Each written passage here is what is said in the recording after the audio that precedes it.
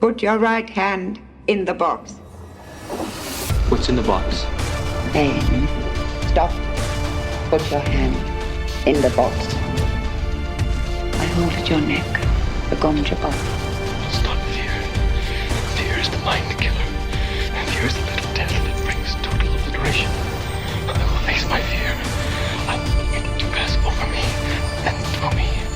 The Duke will die before these eyes, and he'll know that it is I, Baron Vladimir Harkonnen, who encompasses his doom.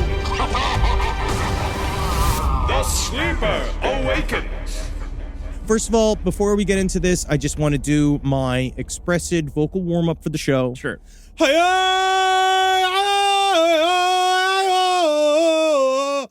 Oh, good. Now I'm Fremen. Two towers. There were two towers, but there was a building 7. There was also a building 7. Hell yeah. I love an undulating cry. Like a candle in the wind. Elton John. Yeah, absolutely. And then he flipped that song to be about Princess Diana. And it was originally about Madonna. But no, Marilyn Monroe. And then the song he changed about Marilyn Monroe. Yeah, Jesus Madonna's Christ. still alive. Madonna should be dead. I'm glad we started like this. Because you're immediately wrong. Madonna's an old chimney. That's the song that should be written about her. Hey, old chimney, glad you're not dead. You know, I am too. But today we're not here to talk about the differences between Marilyn Monroe, Madonna, and Princess Di. Rude Duners, rise up! Rude Duners, get your fucking still suits on and suck the shit water that you have made with your body through the tube into your nose, and make sure when you're out in the open desert, you have to breathe in through your mouth and breathe out through your nose. What is this, water world? Come on, people. Come on. Actually, it's a lack of water world, but it's raining in Los Angeles today. I hope it's so men. It's decidedly unlike Arrakis. Welcome to LPN Deep Dives, Dune. I am your God Emperor Henry Zebrowski. I sit here with my human wife, Holden McNeely. Here again. We ride the worm. There you go. Let's ride the worm. Tests of strength. You know what I mean? Let's get in there. Do you think that they I'm allow... your Gurney Halleck. You are. You really are. Do you think when they put together the group of people that are going to do the undulating cries on the soundtrack, like, do you think that they get Like, how do they pick those guys? Like, do you think they drop a bunch of hammers on a bunch of people's feet and see who goes, You know what I mean? Because it's fucking, they hit those undulating cries very, very, very hard. Look, it's trained professionals. You know what I mean? You haven't seen IO's Got Talent? Where the people come up one after the other. Now give us, what is your name and age? What I am Busul, the base of the tower. Oh, fantastic. And what is your goal in your career, Busul? I will unite the tribes. All right. I will be named Muad'Dib, the desert mouse. All right, Big. That's a bit advantageous, but start whenever you're ready. Give us what you got. My little buttercup has the sweetest smile. But we are here today to talk about Dune 2. Now, Dune 2, we are back. I'm so happy. I got to see it twice. So nice. I saw it twice. I want to just initially throw it out there. I think when you and I we got to see an early screening. You tried to get a chant going of Dune 1. You tried to get a chant going of Muad'Dib. No one joined. Yeah. I was really high, so I was immediately uncomfortable by the whole thing. But I think, right, if I remember this correctly, we were all collectively blown away when it went Dune Part 1, right? Yeah, we're all like, what? What the fuck? Because, again, we were surprised. Yeah. Now we know that Dune 1 covered, honestly, about a third of the book. Yeah. So I knew that Dune 2, depending on what the H he was going to do, Denis Villeneuve, because now I know how to say his name, I want credit for that. There you go. I want French-Canadian merit for that. All right, there you go. Here's your fucking badge. Thank you. Yum.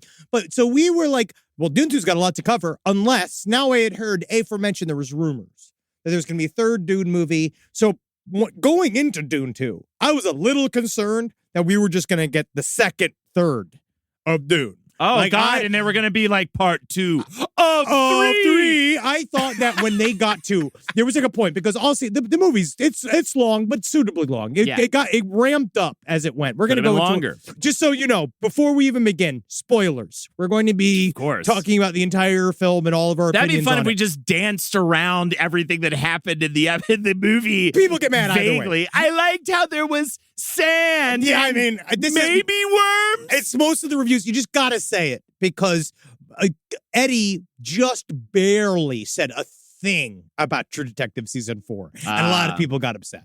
Women in that one, huh?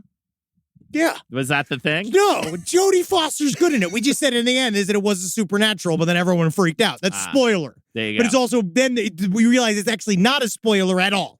It's actually not a spoiler because actually there's like a lot of other shit in there and it does sort of hit. That's the actual spoiler, is it actually kind of doubles So back and it kind of hits. I'm just telling you, that's the extra spoiler. Nothing. I'm going to spoil everything that you've seen. Tar, it's fucking stupid. Tar was That's dumb? a spoiler. Wait, Maestro. Guess what happens at the end of Maestro? Shark jumps out of the water, eats his fucking dick. Wait, Tar, your opinion that Tar is stupid is not a spoiler. That's a spoiler, my friend. Tar was pretty good. Guess what Tar is backwards? Rat. That means a fucking sneaky-ass movie that nobody cared about. Yeah. Stupid-ass movie. There were big worms in that one, though. That was a surprise. That was When strange. she took those hooks out and she was like, not only can I compose, I can ride! very good. I think you have a future in the business. You move on to the next round, Brannock. Yeah, Maud, bitch.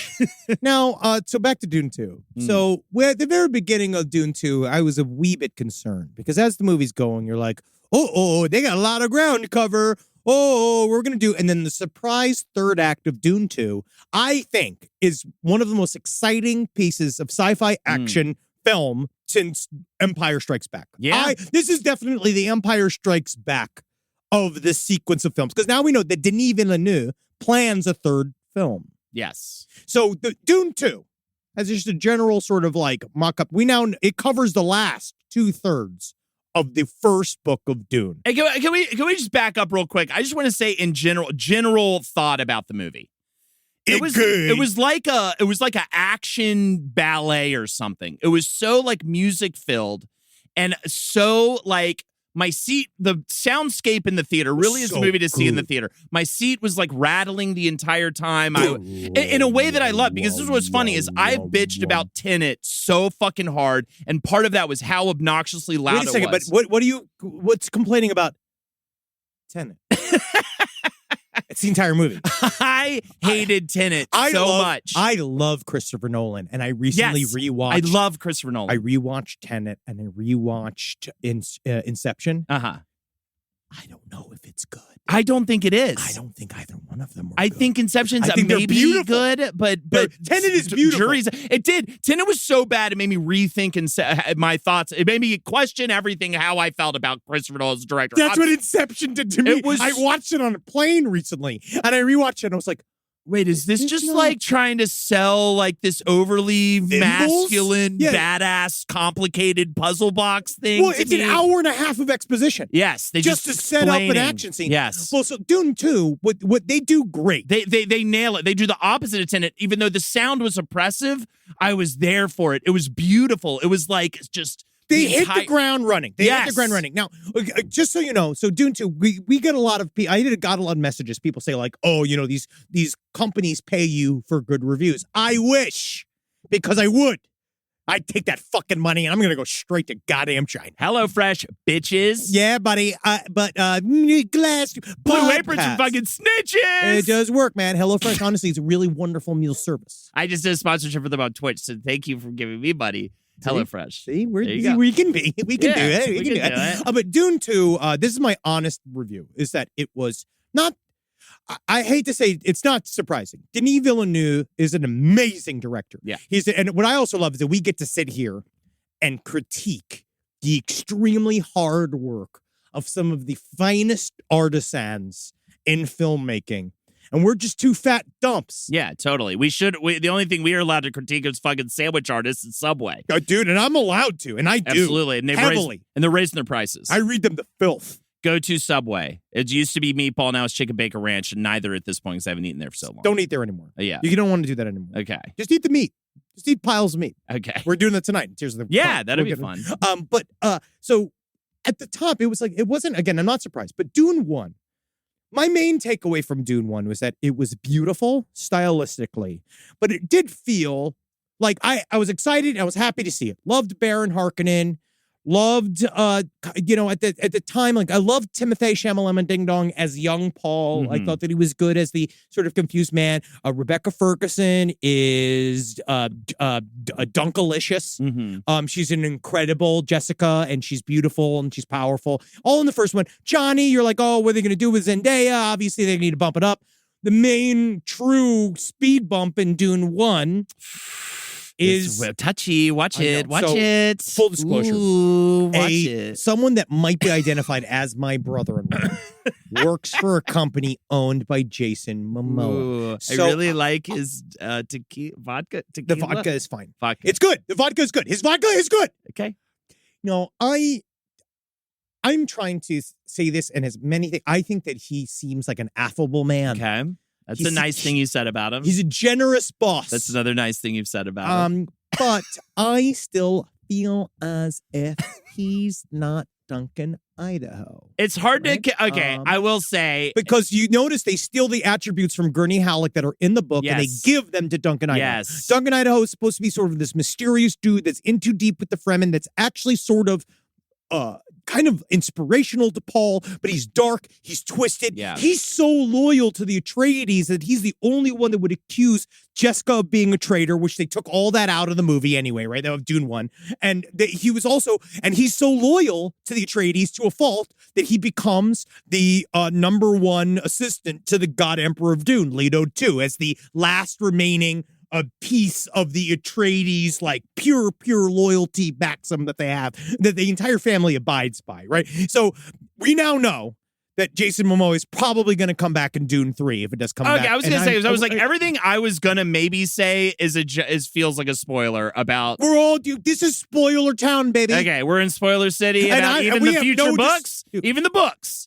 Future Yeah, books. they All right, better great. have read the books okay. at this point. I don't think he's like so bad in that instance of the first film When I have a he is hard time visaging him doing the things that he has to will do. be doing, Yes. hopefully in these future books. But also, isn't it kind of hard to see Shyamalan and a giant worm? Well, Shyamalan Ding Dong wouldn't be in that. I guess he wouldn't be, right? It would probably be Barry Keoghan. They're going to make somebody else, right? It's so going to be Barry Keoghan. It's definitely going to be It's Barry going to be Keoghan. what Paul's son. Yeah, all right, yeah. so my main issue with Dune 1 really, unfortunately, was just I felt just Jason Momoa's vibe was a little too bro-y. Upon rewatching Dune 1 before going into Dune 2, it still is the one thing that sticks out. And also, they kind of like zip zop zop through his original meeting with the Fremen. They kind of like very quickly Jessica's brought into the fray. They're like, oh, the weirding way. And then like, but I also love Javier Bardem's performance in Dune 1. But altogether, it wasn't a complete film. Dune 1 kind of felt like obviously we're missing something because we're really not there. It really was just the first third of the book. Real quick about Momoa too but you have to remember demographics, and I understand. We have goth boy lust coming into the theater in flocks with Shyamalan, but we needed big, strong, bring in the women in. Man lust. They're trying to make Dune palatable to women, to non-sci-fi nerd women, the gay man. Yes. But you know also, what? You know what the thing is that the way that I feel that they should have done that, which is what they did in Dune 2, would just bring the Bene Gesserit up front. So Dune 2, I am endlessly impressed. Now I've seen it two times about how much Dune they got into the movie and how weird they went there. I love that. They also, I spoke with David Dasmalchian. We did a little interview with David Dasmalchian talking about his experience on Dune, and that is what's missing in Dune 2 is fucking more Mentat action because there's no Mentat action. I loved it. There's a whole scene David Dasmalchian filmed Okay. where it was him torturing Dr. Yui in the first movie, and it was fucking like he had a whole like villain monologue, and it all got cut for time. Because I don't even know how much they explain. I'm trying to remember. It's all awash a little bit now because there's just so much information. I remember Lex and I rewatched the first Dune the other night. And there's a Mentat moment like right in the beginning of that movie. Through Fear How His like head goes up, and I'm just, and I paused. I was like, "Do you know what a Mentat is?" And she hadn't, so I explained the whole Butlerian jihad and everything. And then that fucked for hours. And then we fucked.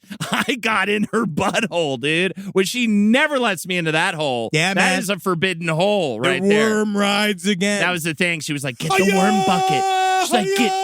She was like, "Get the popcorn bucket, get it." I was like, "What do you want to do with it?" You know what I mean? It was amazing, dude. Yeah, so that was awesome. But anyways, besides that whole butthole moment, it was cool to explain her to that and be like, "Yeah, this is this whole other layer to this thing. You don't even know, like, watching these movies." And they haven't really explained the Butlerian jihad. No, they would not. No, why would they? It would be like Inception at that point. They'd just be like, "And then this is the background. That's and then it. this is the More background." background. You know what I feel like they should do, especially for Dune 3? Give out pamphlets. Honestly, with all of the stuff in it. Honestly, give us glossaries so people can really get into it. They did that for something. What did they do that? I know they did it for the Hateful Eight. Yeah, they had those programs. Those were really cool when they did the 35mm or run. do the fucking John Waters thing, hand out smell-o-vision. I would love that. Yeah, just scratch and smell sniff. the inside of a fucking still suit. Yeah, still suit juice. Still suit juice. Scratch and sniff. That's merch that we're leaving on the Come table, on, dude. That's fucking shit we're leaving on the table. I can't believe I'm criticizing anything after they did the fucking worm mouth popcorn bucket. Well, but you know I can't get it. Yeah, it's because I couldn't fucking find it. Brutal, huh? I actually have some friends that are reaching out. Really? This might be too inside Jackie baseball. has it. Yeah, I know. And she doesn't deserve it. Dave Bautista might be able to get me one. I'm trying to get some inroads. Dude, he was so fucking good. So fucking good. All right, so let's start from the top. So Yeah. Princess Irulan is now kind of shown more in this movie. Florence Pugh plays Princess Irulan. I like what they did with Princess Irulan. I think that she did a really good job because you forget, and when they don't really expressly talk about in Dune 2, but I think is great that they do it without expressing it. They show, not tell, which is that she's Bene Gesserit and what she's going to do in Dune 3. Essentially, like, this is all setting up the storyline of Princess Irulan is going to set up her position in Dune Messiah if and when they get to it. Then you have Christopher Walken. It begins with them talking about, like, obviously, now that the Harkonnens have the Dune, which is also I love. The movie hard starts with fucking all of Harkonnen, Onan, Arakeen, guys coming in and out. Christopher Walken needs to maybe needs to take a break. He looked scared and tired. Yeah, I definitely. I love him. He was maybe the only person in there where it's like I always love him, but I felt like I was watching Christopher Walken in a Dune movie as opposed to like everybody his else was character. on Arrakis. Yeah, he was on a set. Yes, in Los Angeles. He was Christopher Walken. Like, and I know that's easy to say because he's very specifically himself in most of the things he does, but I don't know how to define it, how to describe it. Exactly. He's just not plugged in. He was like, I was waiting for him to ask where like craft services was. Yes, that's how it felt. That's how it felt. And then what I also love about this, and then it jumps into some hardcore Fremen action. Ooh, yeah. And you made that noise when that Fremen action started. And I was like, whoa, is Tool time here? Like, is there an home improvement happening right now? But it jumps right into an assault of the Fremen against the Harkonnens. And because we know that now that Paul is in the desert, he's going to go from this child that is trained by the Atreides clan to being kind of brought into the ways of the desert. The Fremen people believe that he'd know it anyway. They do a cool device where Chani is sort of teaching him the ways of the desert, played by Zendaya, which I actually thought was a really good choice for her character. I was like, cool, this is what we do. But they showed how much the Fremen kick fucking ass, which I think is really important. Because I rewatched the David Lynch's Dune in the theater. It was awesome. I went and you forget, in that one, it's kind of rinky dinky. You forget how in the end, it's 2.5 hours of monologues. And then it's just Kyle MacLachlan going, and we're going to get him. And then they it's just the end of the movie. And then it rains. And you're like, what the fuck? But this just showed that the Fremen are a deadly fighting force. Yeah. Zendaya is Like, at first, she's like, ooh, I like this guy. My one thing about Timothy Shamalama Ding Dong is that I love Timothy Shamalama Ding Dong as sad young prince. I love him as mystical, like, confused about the prophecy. Less convinced in terms of a warrior way. Can you imagine him being able to tear open a sugar packet? Right. Never right. mind beating the living shit out of another giant man. Right. That is the only thing. He does good movement. And he did like fun in the fights. Like you could tell like he worked hard. But it's still just like you're fucking 100 pounds soaking wet. You're a human bookmark. Yeah. And you're literally going to go and you're going to fight the Saduka. Now that he's where he's at in the movie, then you're back to believing it. Like, you're back to believing him when he's, like, just in charge and he's just commanding people to do things and masterminding things and, making these hard, sad boy decisions. That makes sense. And one of the big choices that Dune 2 made that I also loved was that now we also know that Jessica is pregnant. Yes. We know that she's got full of cums. And it took, right? And they can talk, and they can have a chat. And they can talk. Yes. But they kind of did it in a classy way, which is, like, fine for me, but I kind of want a fetus going like, hey, I want it to be Gilbert Gottfried. Hey, yeah. I mean, like, look who's talking. That's or what I something. prefer. Yeah. But what they did really fucking good in Dune 2 is that water of life sequence. Now, the Fremen. They go through the whole rigmarole saying that our Reverend Mother is dying. If you want to be a part of our community, you're going to need to take her place. That is Stilgar to Jessica. She basically says, okay, I have no choice. Meanwhile, Timothée Chalamet Ding Dong goes to play with worms with Zendaya. And so she goes in, that cool sequence of like the creepy old Reverend Mother. She goes in. They called her the Sayadina. That's their version of the Reverend Mother, if you remember. But one of my favorite bits in the whole movie was watching that fetus get splooged with blue. Because partially right before the movie, I don't know if you heard me, I was fucking... You were moaning in ecstasy. Oh. Yeah, that was weird. I thought it was like, is he coming? Are we... That's my new cum noise. I go, I will say before the movie, there was a lot of fun people screaming about worms. Well, that was really surprising in Dune 2 because LA is famous for having kind of like uptight audiences as far as I'm concerned. But like people were going, where are the worms? And I got a laugh. There was I forget what trailer it was that we even watched, but it was this big action trailer that at the end, because people were screaming for worms, at the end of the trailer I just went, no worms! Yeah, and the crowd laughed. Yeah, but that was the problem, but then that spurred other people. I inspired a bunch of dickheads, but they all got shushed in the beginning. But I actually just feel bad because I set them up to get shushed, and I'm sorry for the dickheads. That's why the comedians, it's all the editing. And I was drunk, so I should have had less sense and said more things. No, but I that's know comedian instinct. I know when to hold them. I know when to fold them. Yep, and you know when to scream, where are the worms? Yep. Now, they go, the water of life sequence, that's what I love. So the baby's talking to it, but like, when it gets, part of what I was, and I've been mad about, which is the erasure of blue when it comes to spice.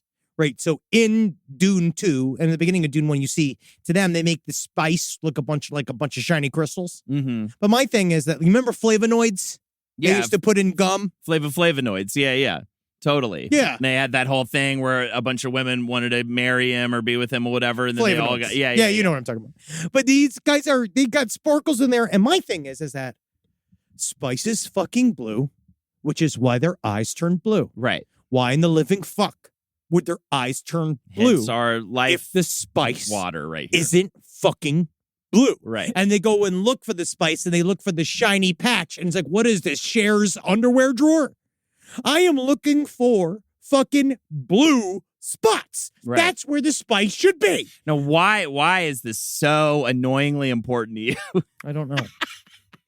I don't know. It's consistency. I mean, I think that's why. Well, you know what it is that it says, hey, this guy read the book. He's making a movie. You know what it's stripping the uniqueness of the book. Yeah. It's like making it, but Denis Villeneuve, he does it. Denis Villeneuve, he does it. He makes the water of life blue as hell. Yeah. And I was like, thank you. It made the water of life blue as hell. And I think my favorite thing that like felt the most like the books is how psychedelic that sequence was, and how awesome. How darkly psychedelic. Like anytime we're dealing with like a Bene Gesserit, anytime we're dealing with it is Space Witch City in this way that I'm just so fucking about. I feel like that's my favorite thing about these movies is that they exist and they're the big blockbuster of the moment, and they're fucking dark and weird. Really and like, weird. He did just a good so job. unpalatable in this certain way, and people are fucking down. We don't need to be over-explain stuff. We can just like you could just throw shit at us that's crazy and big. This movie should prove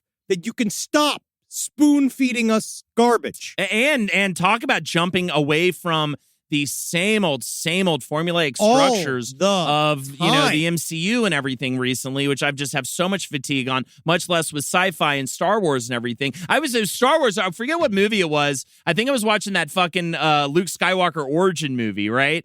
And or not Luke, sorry, a Han Solo origin movie. I made it through half of it. And they were doing the thing they always do, and I said, if I have to watch in a Star Wars movie a group of people like sneak into a base and to steal a person or a piece of data, and then all hell goes loose and they have to shoot their way out, I'm fucking never gonna watch another one. You do this every goddamn one of these movies. I have to watch you sneak into a base and then shoot you. It was just so the same thing over and over again. And Dune is just Dune 2 especially is flying completely off of it. Absolutely, and superhero fatigue is real, and it is slowly but surely happening. Let's grind it to a halt. Let's grind the content machine to a goddamn halt. Hell yeah, Madam Web. Let's do it. Let's fucking do it. So Chani then comes in. So now they're setting up all this prophecy stuff. What I also loved about Dune 2 is that they talk about the concept of the Bene Gesserit planting religious stories and these various like old school hierarchy, all these like across the universe. Real quick, while you talk about this, is this water life drinkable? Okay, great. All right, go on. Yeah, if you want to, honestly, that'd be great. Hiya! Oh my God, my balls are turning blue. Tell me the fucking future, dude. You're gonna die, man. I knew that. I knew it was gonna happen. So just because they do a really good job of like, because Timothée Chalamet Ding Dong is going like, I'm not the Messiah, right? Because he's trying to be what's his name? Who's the guy in Texas that everyone's trying to always going against Greg Abbott? Texas Frank. Who's the guy that Beto? Texas Pete, the hot sauce guy. Yeah, Timothée Chalamet Ding Dong is trying to make Paul like Beto. Okay. You remember from Texas that guy that people like? Waco or what is his name? John, yeah. Beto? No, man. That I don't know guy? names. I'm just going to say Beto fake names. O'Rourke. That's the guy. Yeah, okay. He's trying to make him like super fair or whatever and being like, no, mummy, no. The famine must save themselves, right? And she's just like, no, you're going to do as prophesied. Because she believes she like survives the water of life, like as we know. I'm not going into plot points because you guys fucking know the books at this point. I don't know what to tell you. But the Stilgar is played extremely well by Javier Bardem. Yeah. The Stilgar is the one, like, I loved how they sort of did this mechanism about the prophecy and the all of them kind of trying to figure out whether or not it's real, whether or not, like, and Stilgar being the true believer, and like the one moment of actual comedy in the entire movie is Stilgar's, which is great. Javier Bardem kind of comes onto his own in this, because I think the first one he kind of seemed more like a general guy, you know, like, because it's everybody who's like not white. Is in the Fremens, you know what I mean? So but the rest of him was like, he's great in this movie. And then also Zendaya, they used the Chani characters. So one of the big changes that they did in Dune 2 was that they took the Chani character and they made it like, that's the ticking clock, they call it sometimes, right? That's like a term they use in television, where it's like there's a character that moves the plot along by coming into the room. I did it for Hero Stillborn. I came in the room and I'd go like, guys, like everybody else had cool stuff to do. Right. And I'd sit there all day doing nothing. And then I'd come at the end of a scene and go, guys, we got to get out of here. Right. And that was like the only function I served. It was to end scenes or to like move plot along. And so Zendaya, it's a little bit of that because she's always, you know, and this, I feel like I might get a lot of hate mail for this, but wouldn't it be nice to see Zendaya smile? You know what I mean? Wouldn't it be nice to see it just have, she's got such a beautiful smile. You know, she's always frowning. She's a grimacer. She's for great sure. though. She's a great, wonderful actor. Like she's got screen presence. Like she is awesome to see. But you know what I mean? You know, as a guy, as a man, I just want to see that smile. Where's the smile? If I saw it in the street, I'd be like, come on, Come on, baby. Give me a smile. Baby, what you so And she'd be like, fucking say? Yeah, just just fucking stab you in the you in neck. the gut. Yeah. By the way, it just because I've gotten shit for this before, it is Zendaya, not Zendaya. And I know it's a dumb correction to give you. No, it's not. It's not. Annoying. Well, I'm going to be saying it. I've already said it way so too many times. And I just was I was like, no, what good. do I I'm glad say you did this now. I'm glad you corrected me after we've done 25 it's minutes. like more positive thing. So instead of dying, it's the day. Zendaya. You know what I mean? Yeah. But she's a wonderful actor. And but her job is to come in as now. So for Chani's the one that is like the doubting Thomas voice of the Fremen. Totally. She also didn't have a lot in the first movie. No, in she had terms of what nothing. it covers in the book is not really much Chani in general. So she didn't really.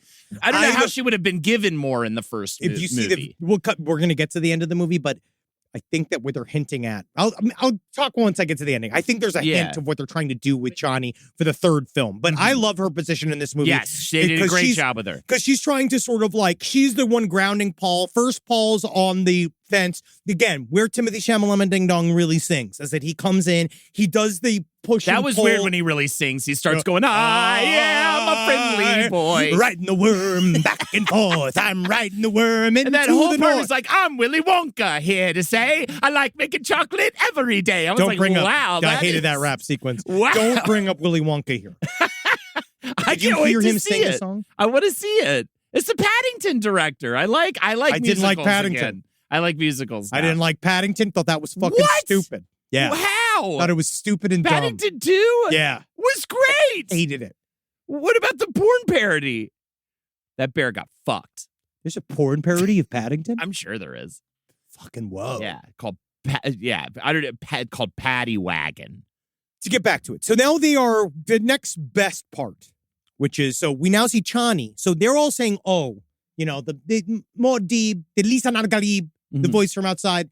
He is going to know the ways of the desert. Chani's teaching him the ways of the desert on the sly. She kind of loves Paul. He's got that fucking long down. Yeah. The two of them, like, they kind of fall in It's love. the little quiet ones, the little gangly quiet ones that have the big old cocks, big loads. Yes. But you know what's nice is that what's nice about seeing it the first time is that the second time I knew that the kissing scene that they do is when I could leave and go to the bathroom. Right. And so that was like, I was like, thank you, Denis. Yeah. This is exactly what I needed. It's like, I kind of feel like, not that it's done on purpose, but it kind of sort of feels like it's directly in the center of the movie when they kiss for the first time. And it's when all the dudes got up and go to the bathroom. Man, that was when I went to go the take a piss shit. I took when we watched it together was like 15 minutes. I know, dude. Stilgar would have been mad at you. It was crazy how Yes. long. I was pissing that entire time. It was crazy. So then we meet, so now Baron Harkonnen, Beast Rabban, Beast Rabban.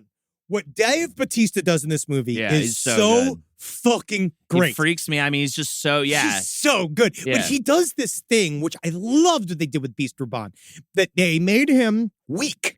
So in the first one, he's this frightening guy. He has that first scene where he bashes that guy's fucking head against the console, which was awesome, right? And then he shows, though, that like, oh, he's this like weakling. He's like not like, he runs away at all the conflicts. He like runs away. Beast Rabban is in there. He's not doing the final fight.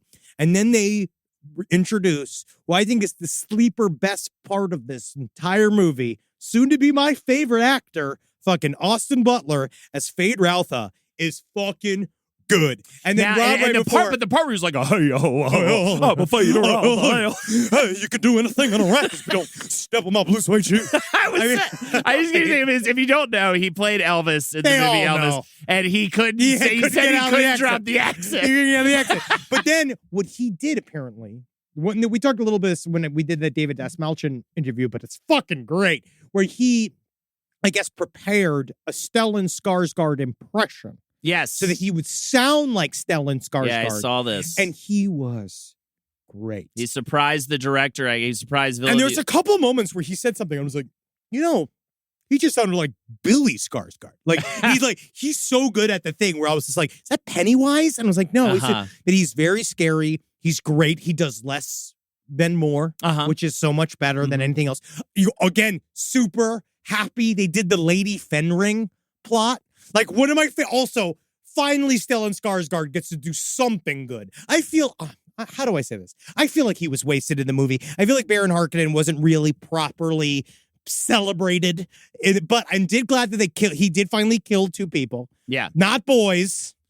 Yeah, they didn't really lean into the boy thing. No, everyone's fucking got. I feel like, but that's so good well. because it's so scary. It didn't test well. I don't think people liked it. But then but it's upsetting. It makes him so villainous. Finally gave him the scene when Feyd-Rautha, they do the whole, like, the last 2 guys from the Atreides family, and Feyd-Rautha is gonna, like, fight them for his birthday. They go to Getty Prime, which is fucking awesome. Yeah, Getty Prime's rules. The Black Sun so is good. so cool, like, making everything black and white. I love the globule fireworks. Everybody did. I love a big, messy, sploogey firework.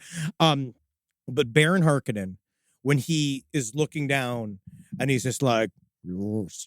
Now show me what you're made of. And he does this like little smile, and he like sucks on his like little hookah thing. Was like, and then I was like, that's awesome. I was that's Baron Harkonnen. Yeah. That's and Lady nailing it. Fenring gets fucking gooped in. Mm-hmm. They just like that was also showed the power of the Bene Gesserit. I love all of the Bene Gesserit stuff. All the Bene Gesserit shit is probably my favorite shit. Good. I think with the Harkonnen shit was my favorite shit in the first movie.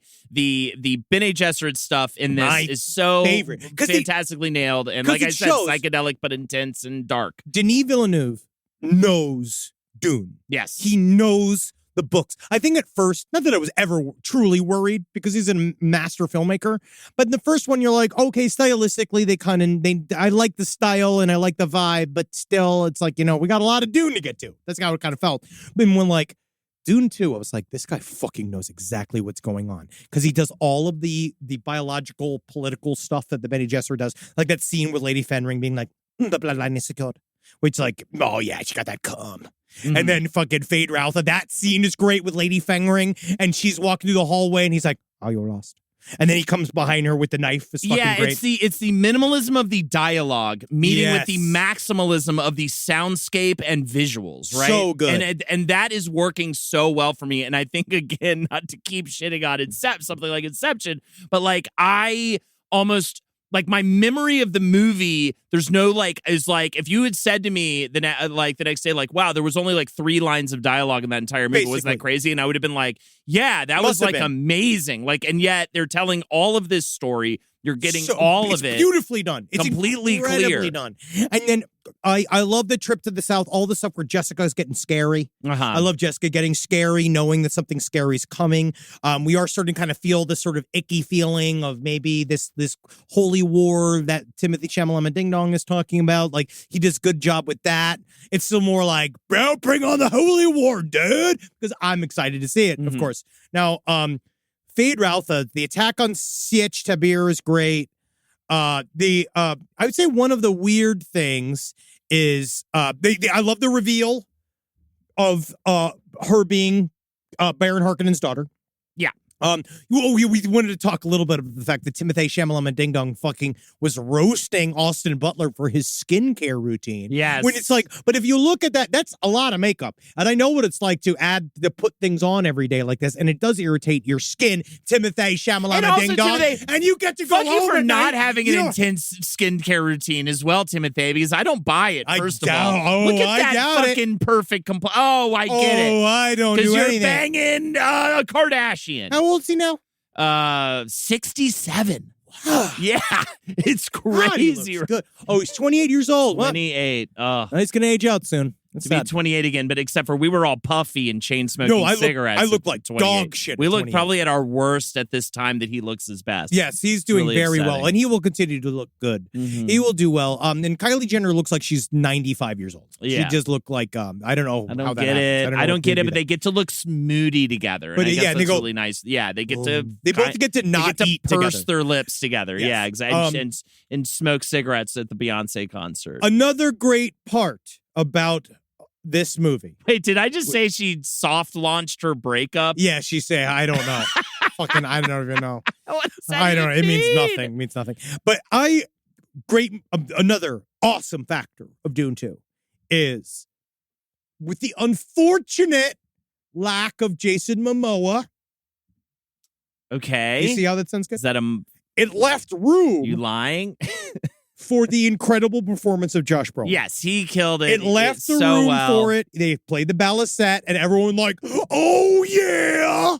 when he pulled out the ballast set. I think that the whole movie should have, because still Gurney Halleck is the guy that actually has he has the older brother relationship. Yeah, with, he's with like Paul. the badass, like jock older brother kind of. Like, and also he's great. mentor. He does great in this movie. I love the concept of him hating all the smugglers, which they played really well. Uh-huh. And then Paul drinks the water of life, which is really great. Chani's forced into the prophecy, which everyone's mad about. She's super mad about, but what are you going to do? I feel bad because I also kind of like that push and pull, but it also, there is a little bit. One of my sort of pet peeves with any superhero movie is I'm not going to be Batman. Right. I don't want to be Batman. And you're just it's being like, all right, now we got to spend the next 30 minutes talking about convincing the thing. Yeah. It's just being like, where's the Batarangs? Yeah. That's what I say. Exactly. Let's come with the fucking.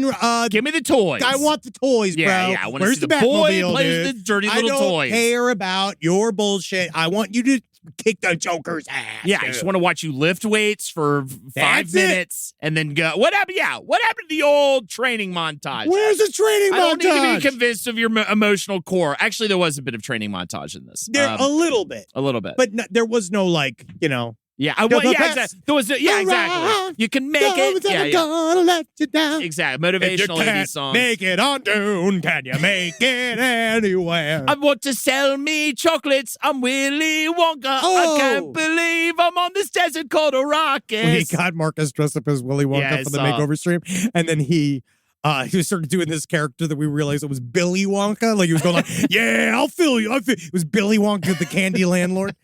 Yeah, I'll fix your garbage disposal. Or was it the unknown, the evil chocolate maker who lives in the walls? I don't know if you're familiar with Willy's chocolate experience. We covered that a little bit on Side Stories. Yeah, it's very funny. Now we got Anna Taylor-Joy, spoiled as good as she's going to be Aaliyah. Mm-hmm. We'll see what that's going to head towards. You saw that in the future.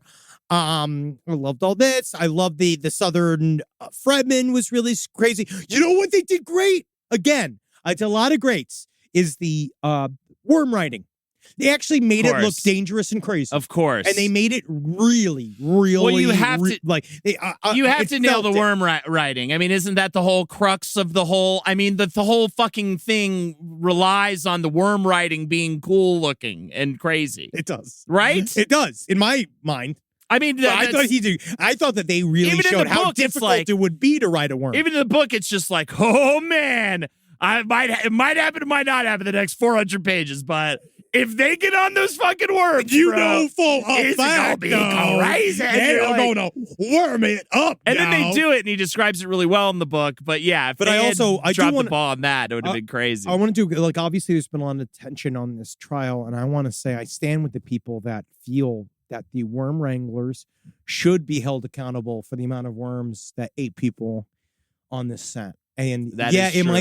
might be the fault of some of the producers. I was going to but say, it well, really also comes they're down to- worm But specialists. what is the chain of command? Yeah. Right. What's the chain of ownership here? If we're not, so if the worm wrangler Mhm. isn't telling the actor that the worm is cold, Right. how is the actor supposed to know that I'm going to ride this worm all And the way the into teeth Eric are Keane? supposed to be rubber, and they had actual sandworm teeth. They had the real knife of Shai Hulud on set. Yeah. When it I'm was like, crazy. I feel like, how did it even get to set? And they didn't even check it. It was supposed to be made out of butter. It was supposed to be made out of cake. I feel like that's where the checks and balances system kind of fell apart. But hey, you know, when it comes down to it, if you want to make worms look real, you're going to have to break a couple eggs right up top.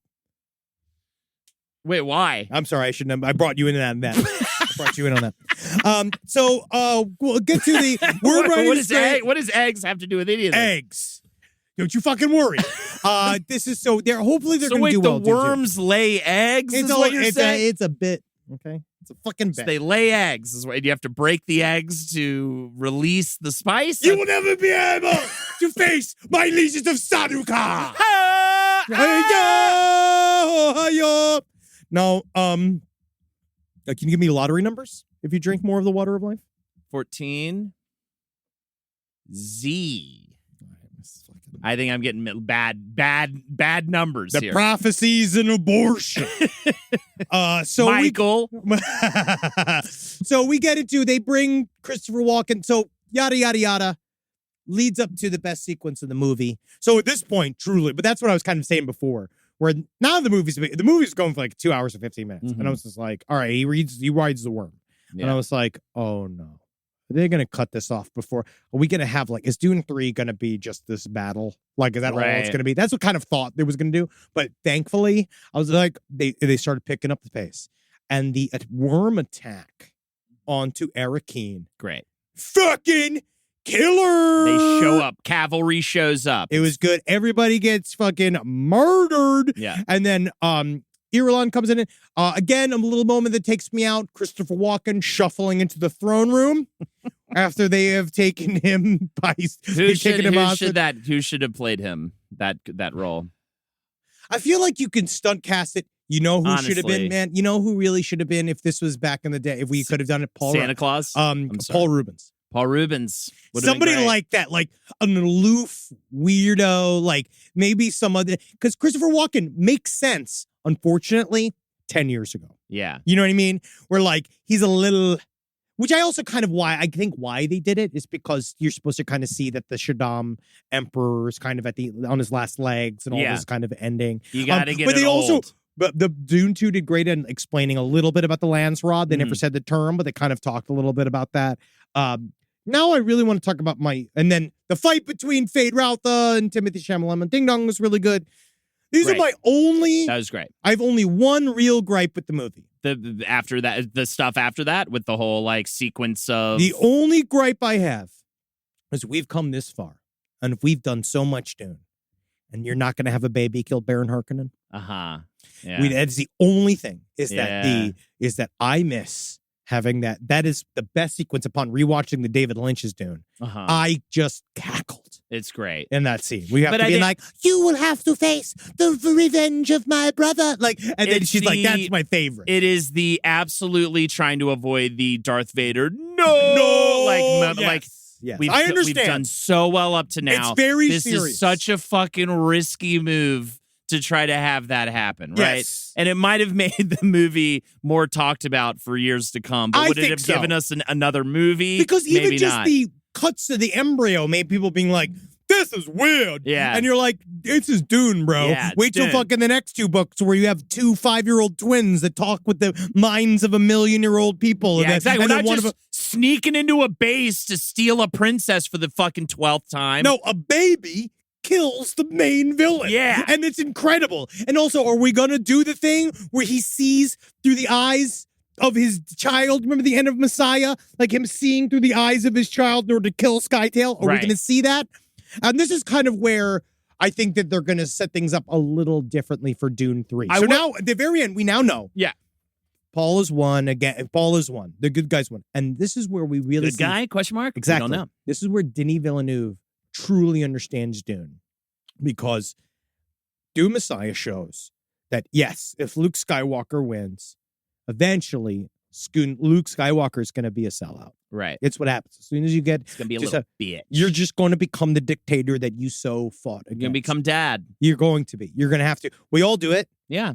I found myself the other day muttering under my own breath what my mother used to say, which is like, all I do is clean. That's all you should say. All I do is clean. And I found myself saying that the other day. And you will find yourself doing the same.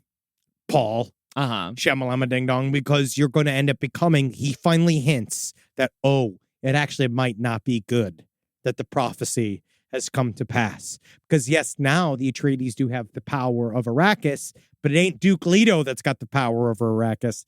It's Paul. And Paul is nuts now. And so he does this great fight with Fade Routha. That was was really good. Yeah. Because then he also did the thing, you notice, he did the thing that Gurney does to him.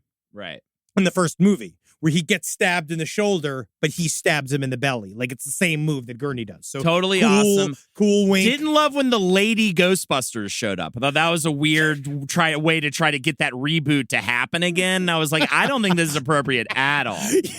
You know what I mean? Leslie Jones is does like 7-minute long improv quick going talking and yeah. That was totally it weird. was unexpected. Totally bizarre. Yeah, I did feel the Dune lady Ghostbusters Ghostbusters crossover is going to surprise Especially when they just some. kept going, make it happen. Can we make it happen? Can we make it happen? And then Paul Another Feig comes movie? out. Paul Feig comes out and he just talks about his grandchildren and how he hopes to build a legacy for Right. them and then how good this Scorsese would be came for out him. was just like Native Americans. We took the land. He and I said was a like, whole that's thing about a weird but he going in two-camera like, monologue. but not me, I'm Italian. They broke the I'm from Italy. They broke the seventh wall. It was fucking crazy. That was crazy when they showed up Showed up behind in us. the theater and started shaking everybody's hands. That was fucking crazy. I was like, is this? And everyone kept saying, no, this is still the This movie. is still the movie. And I was like, man, this is crazy. But the end of Dune, I think, is setting up.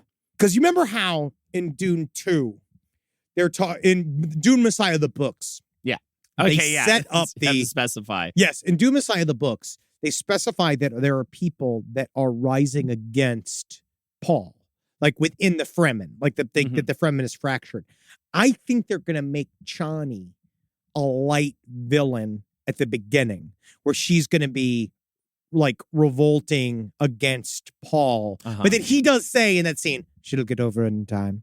So I do think that they do have to do the thing where she has babies, because that is the prophecy, is that Is if she part of gives it. birth, she dies, which I think is a part of, because that's supposed to be why he's so, like, I think it's also interesting because it also shows the priorities of Frank Herbert, because in the original Dune, he's mostly just sad about how his wife's going to die and not about, like, he does think about the billions of people that die in the Holy War, but he's way more concerned that Chani's going to die. I read a really compelling article that was talking about how Villenueve, Denny, I'll say Denny. You think he eats at Denny's?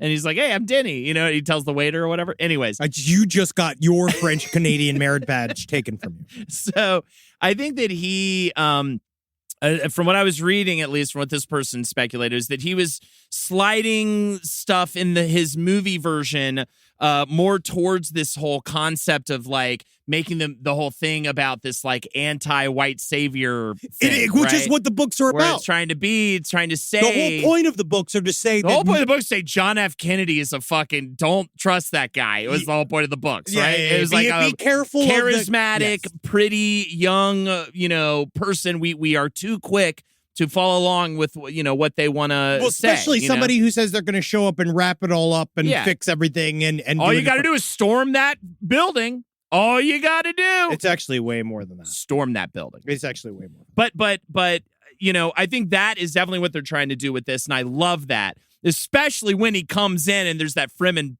football team, right? And they're really bad at football, and he comes in and he shows them how to be really good. First of all, we got to learn is the flea flicker. But that's totally. I mean, flick the dick to the other. But genuinely, like, I love. It's refreshing to see that, because you see so much of just the white savior trope still happens and have this uncomfortable ending instead of the ending where Chani's with Paul and everybody's party. And everyone's they do a just very, very good job. You get a sinking feeling. It's not an of Ewok party at the end. Yeah, it's a sad, upset feeling, because of him putting his bone in that. And now my question, Florence, yes. yeah. Now my question is, well, he won't put his bone in Florence, But having her around, at least she can look at it, but she can't no touch. no touch, and yeah, God, that's got to be hard. Now, what do you think next season? Next season, that's what I'm saying. Next season on Dune. Do you think that they are going to have Skytail? Do you think we're going to have face dancers? There must be. Man, I face hope dancers. so, man. Because you remember, because like in the books, they're But face fucking dancers weird. are a completely of an incredibly important. But they're like a little like goblin guy. Now, are they not more fundamental to the two children of Dune than Dune Messiah? Well, no, Dune Messiah, you remember, it starts with like the Reverend Mother, Reverend Mother Gaiam, Skytail, that's the face dancer that insinuates his in, and then it leads to the Gola, because they help facilitate the Gola Duncan Idaho to come to Paul, because that was the first thing was supposed to betray him, was that if he tries to unlock Duncan Idaho's memories, that then the Gola Duncan Idaho is going to kill him. Yeah. And then this is what we were talking about before of like, it just might be difficult to get Mahalo, Jason Momoa, to do the metal-eyed, haunting Ixian clone. He's gonna have to take some Stella Adler classes. He might need to. He's gonna have to. He might need to learn from Dave Bautista. Honestly, Dave Bautista, he reaches down deep into some kind of animal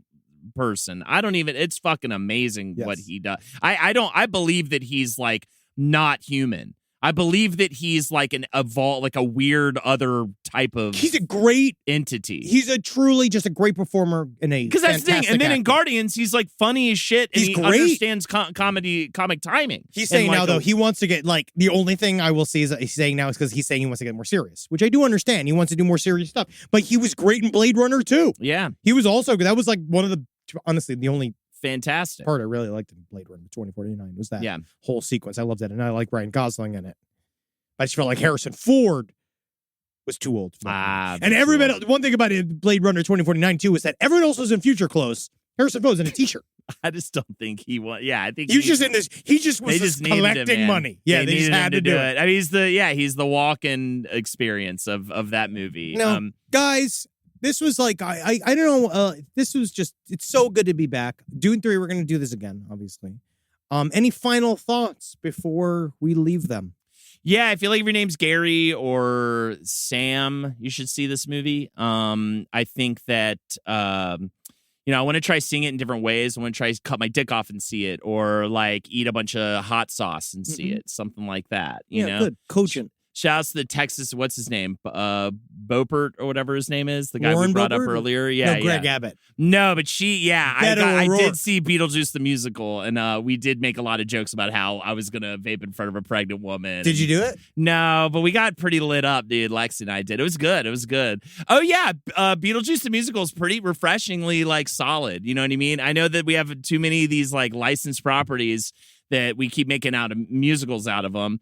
But also, Timothy's setting himself up for a pretty interesting project. I'm not bullshitting you here. He's proven himself to be able to star in a musical. He's proven himself to be able to star as Paul Atreides in Dune. Maybe some years down the line, after they're completely done with this franchise and they want to revisit it with song, I think he'd be fucking great. I think he could bring back most of those guys. You'd probably have to replace like Chani, whatever. I don't think Zendaya's got pipes. I don't know if she does. Timothy, my problem with Timothy singing, it's very thin. Right. It's very thin. Yeah, Because yeah. he does a version of the Raindrops and Roses. What's the song in it from Willy Wonka, the original? It's The Candy Man came out World to of me. Pure Imagination. Yes, he sings that song. And he sounds like a computer singing.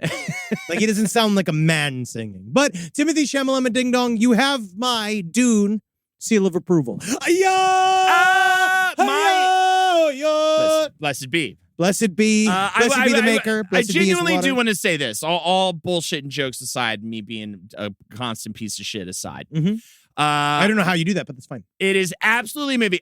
We saw this movie at 10:30 p.m. I now have a toddler. My bedtime is like 11. I mean, the movie started at my bedtime when I should be considering turning the lights out.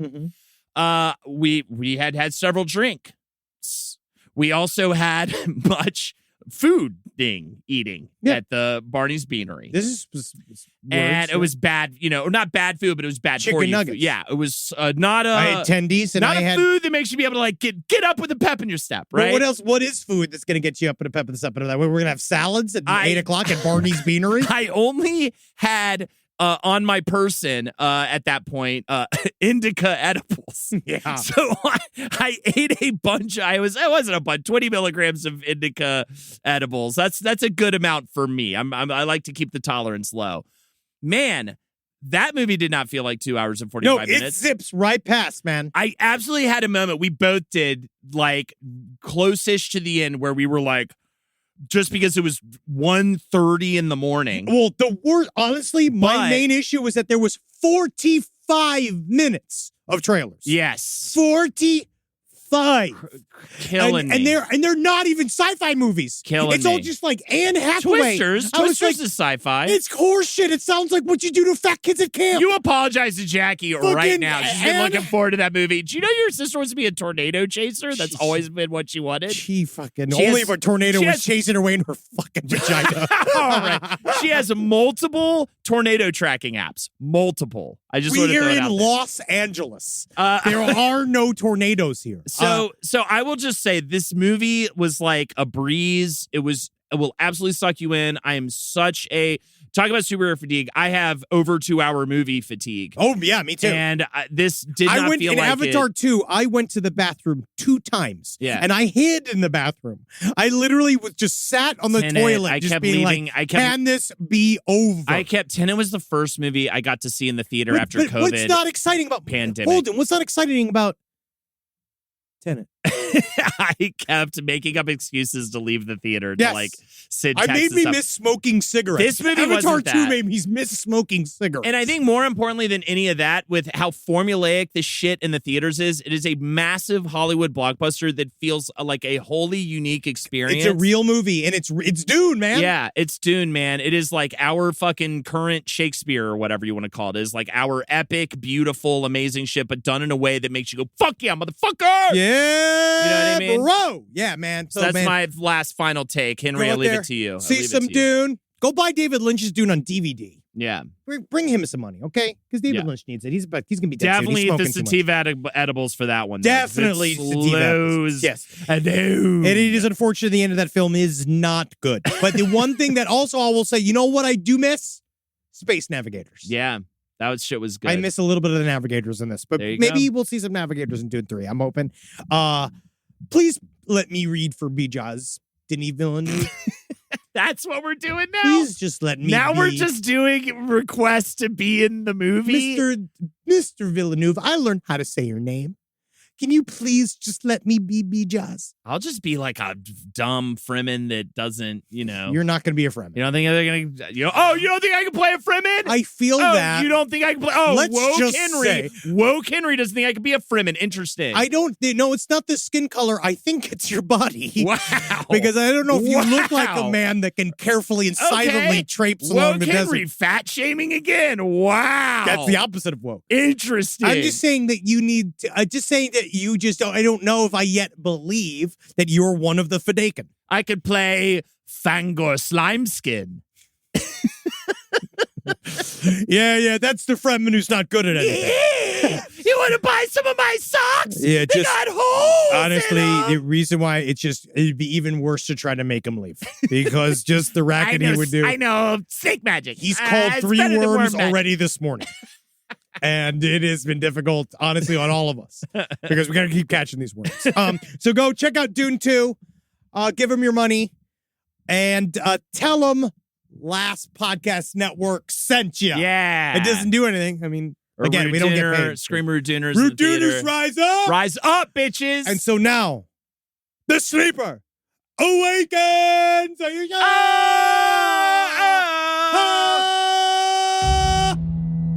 You could die in 2029. God, stop drinking that. Stop drinking.